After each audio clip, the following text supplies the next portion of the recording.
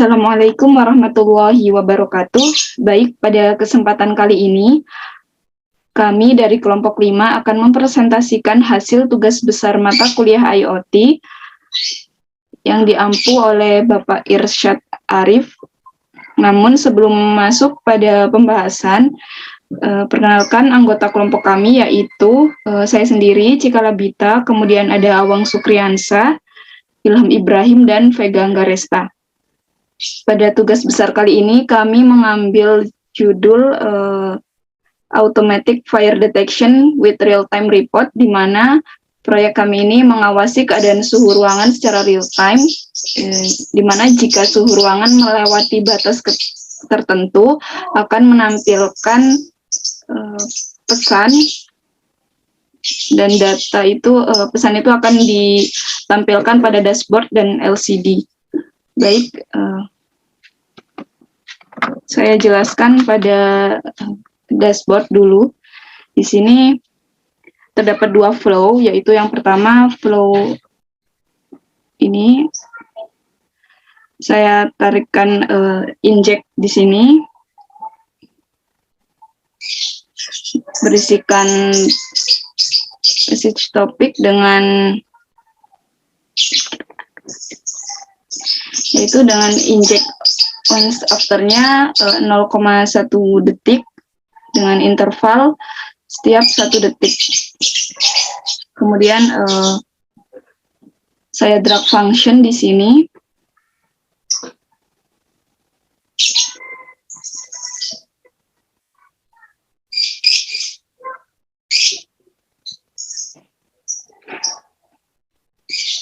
Selanjutnya saya drag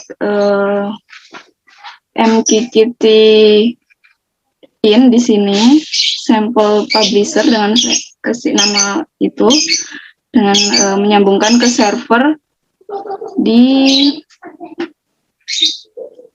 broker.hivemq.com dengan port 1883.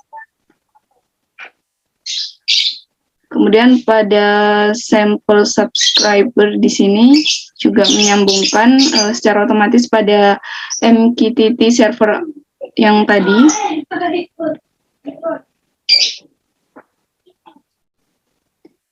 Dengan server yang sama, kemudian debugnya dengan disambungkan pada debug Windows di sini. Baik, mungkin untuk selanjutnya flow kedua dan seterusnya dilanjutkan oleh rekan-rekan saya. Terima kasih. Baik, saya akan melanjutkan menjelaskan untuk dashboard yang flow 2. Minta tolong di flow 2, Cika. Pada flow 2 ini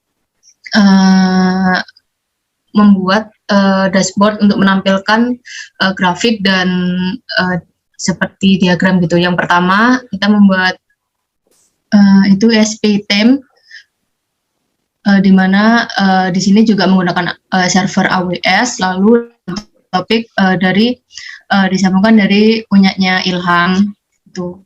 Lalu selanjutnya membuat apa itu namanya, untuk dashboardnya di sini type-nya itu gauge, terus kami menggunakan label suhu ruangan. Untuk value formatnya diambil dari tem suhu tersebut. Lalu untuk unitnya kita menggunakan Celsius dengan range minimal 0, dan kita uji coba dengan maksimal 40.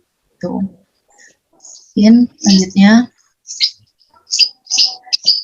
Selanjutnya itu membuat chart dari suhu ruangannya, di mana labelnya suhu chart dengan type-nya line chart, dengan x-axis-nya itu last 1 jam.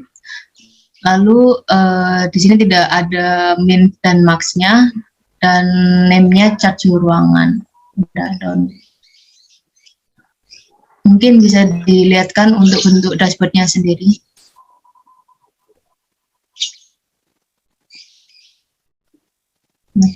Jadi untuk dashboardnya sendiri terdapat dua tampilan, di mana untuk grafiknya itu sekarang suhu sedang berada di 29, sedangkan yang di atas itu sayangnya hanya bergerak apabila mendeteksi suhu. Di sini kami memiliki agak kekurangannya itu untuk sulit servernya menyambung. Jadi jadi untuk server dari cloud-nya sendiri itu hanya mendeteksi mendeteksi sebentar saja. Jadi tidak bisa kayak terus-terusan gitu. Itu mungkin untuk penjelasan alat dan penjelasan programnya bisa dilanjutkan oleh kedua teman saya, Awang atau Ilham.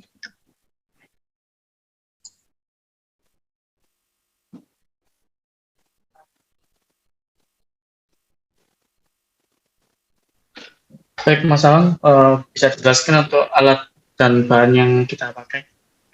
Baik, apakah tidak ditampilkan dulu bentuk alatnya? Oke. Di sini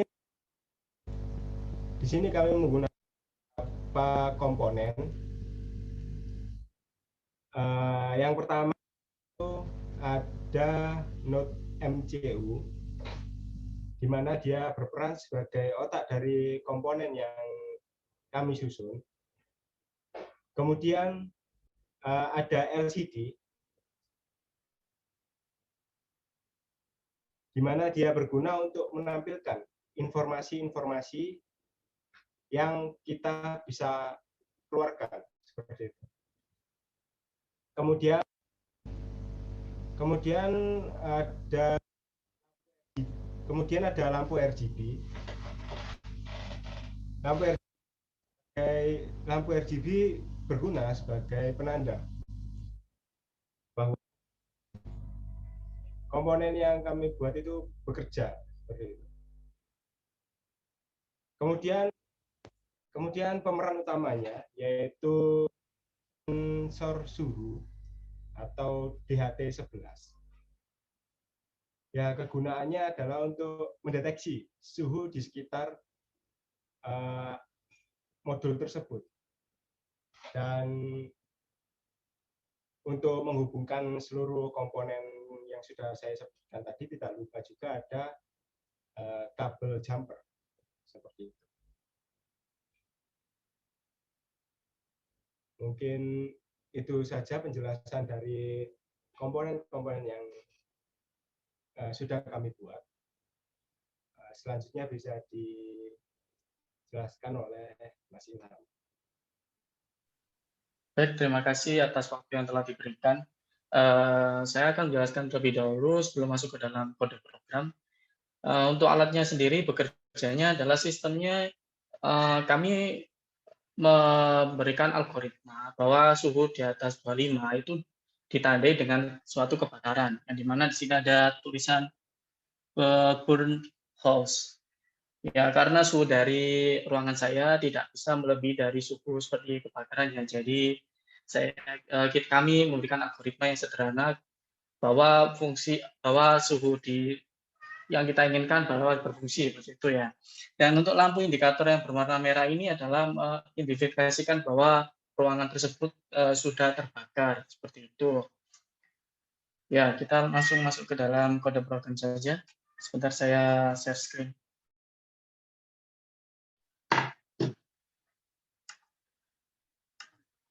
Ya, untuk kode programnya seperti ini. Sebelum itu kita cek terlebih dahulu untuk mengetahui apakah kita sudah terkoneksi dengan Node-RED atau belum, bisa kita lihat dari serial monitor. Karena saya tidak menampilkan ke dalam LCD ya, takutnya nanti akan kacau untuk informasinya. LCD sendiri itu kami berikan hanya informasi suhu maupun kondisi dalam ruangan tersebut. Nah, di sini bisa kita lihat updating MQTT connection connected. Tandanya komputer saya yang saya pakai ini sudah terhubung dengan Node-RED Oracle-nya. Baik, kita masuk saja ke dalam kode program. Ya, yang pertama di sini ada include beberapa library yang kita butuhkan ada Arduino H, ESP, membaca note MCU-nya, public client, simple DHT, WRH, maupun liquid crystal untuk LCD-nya. Dan kita definisikan dulu modul-modulnya. Yang pertama ada modul liquid crystal I2C, ini untuk mengenali LCD eksternal yang tadi kita telah sampaikan. Dan di bawahnya ada lagi identifikasi tentang lampu RGB. Ya, di sini saya aktifkan semua warnanya, tapi yang kita gunakan hanya warna merah untuk pengetesan bahwa suhu tertentu dia bisa menampilkan lampu warna merah. Jadi kayak peringatan bahwa rumahnya itu dalam keadaan siaga, kayak mungkin bisa lebih tepatnya pemberitahuan bahwa rumah itu akan terbakar seperti itu. Dan di sini juga ada char, SSID, password maupun MQTT server. Nah, di sini SSID ini yang dimaksud adalah nama WiFi saya di sini ya. Nama WiFi-nya Poco X3 Pro dan juga password-nya, password WiFi-nya. Maupun untuk MQTT servernya adalah suatu broker untuk menjembatani antara komputer saya dengan node-RED-nya seperti itu. Ya, lanjut saja. Dan ini di sini tuh cuman seperti variabel ya, variabel penampungnya saja. Ya, kita lanjut saja. Di sini ada satu function void setup WiFi yang dimana ini adalah mengidentifikasikan bahwa komputer kita itu sudah terkoneksi dengan node-RED-nya ya. Jadi kayak di serial monitor tadi ada tulisan connected itu yaitu fungsi dari void setup WiFi. Ya, jika nanti tidak bisa terkoneksi, nanti ada keterangan errornya di sini ya. Ya, seperti itu. Maupun juga ada yang kedua ada function reconnect. Reconnect ini bertujuan untuk apa? Dia tujuannya adalah menghubungi selalu node-RED-nya. Jadi koneksinya itu diulang-ulangi biar agar secara real time mengirimkan suatu data dengan fungsi reconnect tersebut. Ya, di sini ya. Kita bisa lihat perulangan while. Jika tidak connect, maka dia akan mengoneksikan kembali. Terus berulang-ulang karena kita kan ingin mengirimkan suatu suhu tersebut secara terus-menerus. Ya. Di fungsi yang ketiga ada void setup. Void setup ini ya kurang lebihnya dia untuk identifikasi pengenalan perangkatnya ya. Seperti LCD ini pengenalan LCD-nya, backlight untuk layar, untuk lampunya LCD clear, dan serial beacon ini tujuannya adalah di serial monitornya ya. Serial monitornya itu 11502 baud. Nah, di sini bisa Anda lihat. Ya, itu harus disesuaikan. Kalau tidak sesuai nanti tulisannya itu random. Ya, tidak bisa dibaca oleh manusia seperti itu. Setup WiFi ini memanggil modulnya. Jadi tujuannya void setup ini adalah pembacaan modulnya. Void setup hanya dibaca satu kali.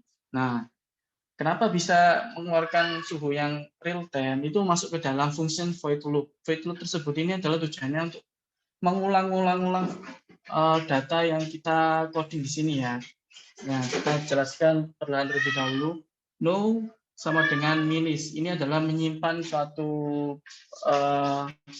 parameter angka di mana jika no dikurangi less measure lebih dari 5.000, maka dikatakan sebagai pembacaan DHT11 gagal. Ya, tujuannya di sini adalah deteksi bahwa sensor DHT11 atau deteksi suhunya itu berjalan dengan baik. Nah, di sini kayak seperti peringatan error saja ya. Misalnya sensornya tuh lagi error, dia akan menampilkan pembacaan DHT11 gagal atau error print di sini ya. Nah, jika tidak gagal, maka lanjut ke step bawah. Nah, di sini ada variabel lagi untuk menampung temperatur. Lalu temperatur tersebut ditampilkan ke dalam LCD print Ya, bisa dilihat tadi bahwa suhunya itu bisa terdeteksi di LCD maupun di note rate-nya ya. Nanti note rate-nya nanti ada codingannya sendiri ya. Kalau LCD Green ini adalah tujuannya untuk menampilkan di LCD saja. Dan juga ini ada perulangan. Jika temperatur lebih dari 25, ya itu yang sudah saya jelaskan tadi, bahwa suhu di ruangan saya itu maksimalnya cuma 29 ya. Padahal untuk suhu yang terbakar itu bisa sampai 100 gitu. Cuman kita bikin algoritma yang sederhana agar mengetahui fungsi atau tidaknya. Nah, temperatur lebih dari 25, maka dicatat di sini set kursor 0,1, maksudnya 0,1 ini adalah tulisannya itu di bawah ya 0,1. Kalau 0,0 itu di atasnya LCD. Jadi kan ada dua baris di LCD-nya tersebut. Set kursor ini adalah seperti penempatan tulisan saja biar tidak bertabrakan. Ya, untuk digital red light ini ya seperti biasa ya, itu lampunya buat kedip-kedip yang tadi sudah saya jelaskan di videonya juga, itu bahwa menandakan rumah ini terbakar. Di sini ditampilkan burned house. Nah, lalu jika tidak lebih dari 25 atau tidak terbakar, dia akan menampilkan suhu normal. Ya, di sini ya. Jadi set kursornya nanti diganti suhu normal. Nah, ini di bawahnya juga ada jika klien atau komputer saya tidak terkoneksi, maka akan masuk ke dalam fungsi reconnect. Nah, seperti itu, dia terus-terusan menghubungi note rate-nya biar tidak lepas untuk real time-nya seperti itu. Nah, untuk publish-nya sendiri, kenapa bisa terbaca dalam note rate? Sudah dijelaskan oleh rekan saya Cika tadi bahwa ada payload. Nah, pilotnya itu menyimpan dari variabel publish-nya sini ya, sesuai ya tadi dengan note rate-nya tadi ya. Lalu dikirimkan suatu parameter temperatur temporary yang dimana saya sudah bikin satu variabel sini ya, dari variabel penampung buat mengirim suhunya ke dalam note rate-nya tersebut. Ya mungkin untuk membaca jika bisa dibuktikan bahwa variabelnya sama, monggo silakan Mbak Cika. Untuk kode programnya saya rasa cukup. Silakan Mbak Cika.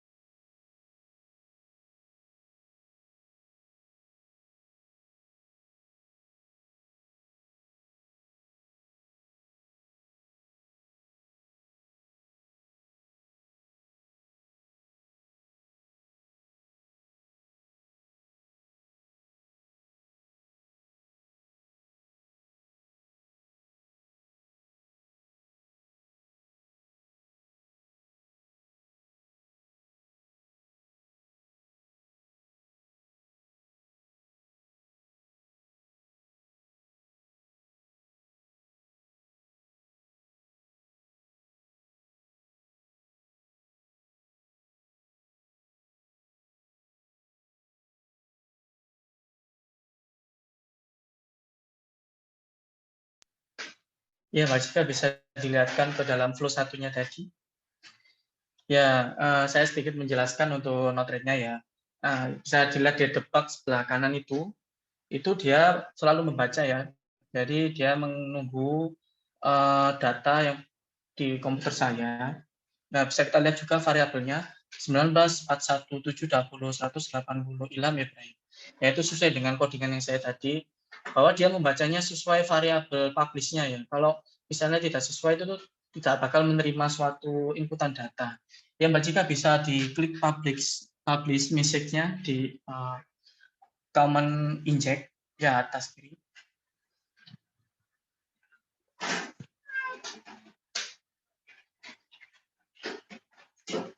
Bisa diklik 2 kali Mbak Cika.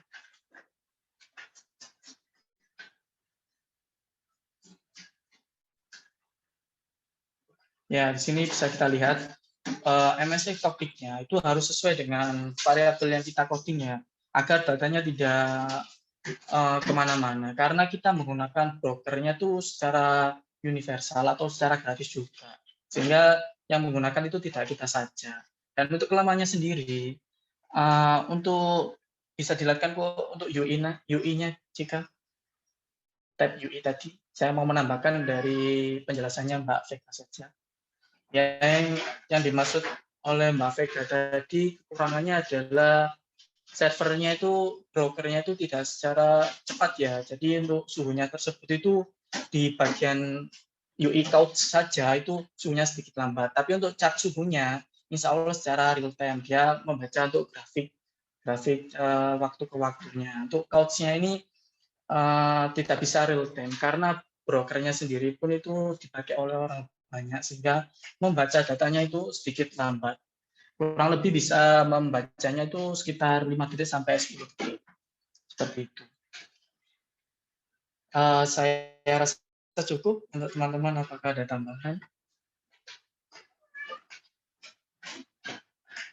Baik, saya rasa tidak ada. Terima kasih. Sekian dari kelompok 5. Wassalamualaikum warahmatullahi wabarakatuh.